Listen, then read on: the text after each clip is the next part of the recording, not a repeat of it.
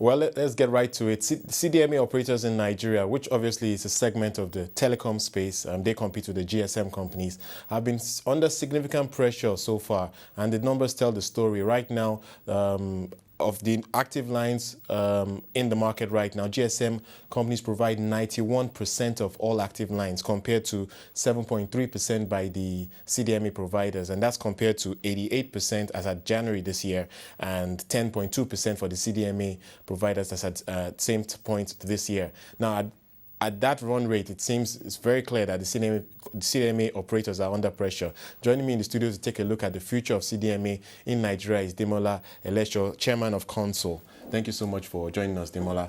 Maybe you can just start by explaining very briefly, CDMA, GSM, what's the difference for our viewers?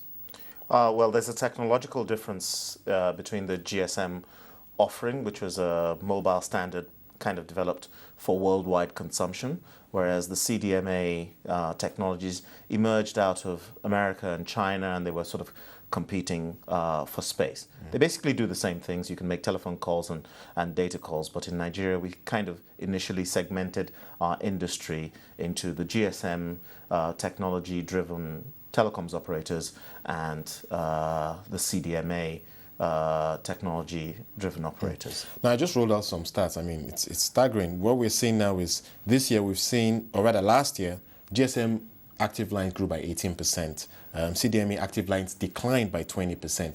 At that rate, it seems that CDMA operators might be running out of business. Would you call CDMA an endangered species in Nigeria? The truth is, I have to make some initial disclosures before I answer that question directly. In 2005, I was the CEO of a CDMA technology-based operator in Nigeria called MTS First Wireless. And my first week in office in 2005, I actually ran around to certainly two of the existing CDMA operators and basically openly told them that I've looked at the outlook for this industry, and I think we need to merge. And if we don't merge, we're both going to be dead. And I think the reality is that the CDMA-based operators have been struggling and will continue to struggle in the way the industry and the business setup is in Nigeria today and the way it has been historically. And what was the biggest challenge, though? Obviously, we know the GSM providers have a lot more financial muscle. But beyond that, are there any other technical issues, maybe, for instance, interconnecting charges and rules that are putting them in a disadvantaged position?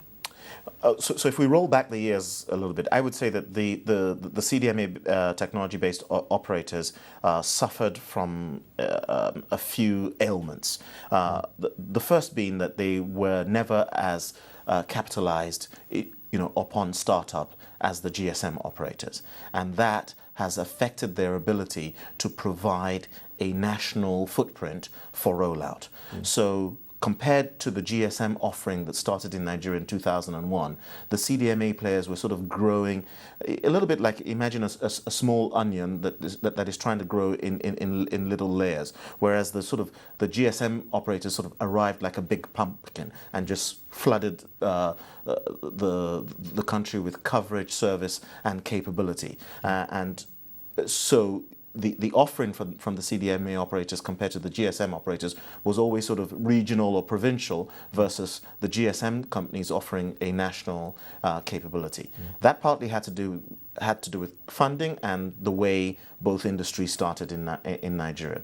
The second aspect that also affected them initially was the regulator in Nigeria, the NCC, had tried to create an environment that would enable the GSM operators get a hold of the market. So there was an asymmetric offering in the mobile to fixed interconnect rate versus the fixed to mobile interconnect rate.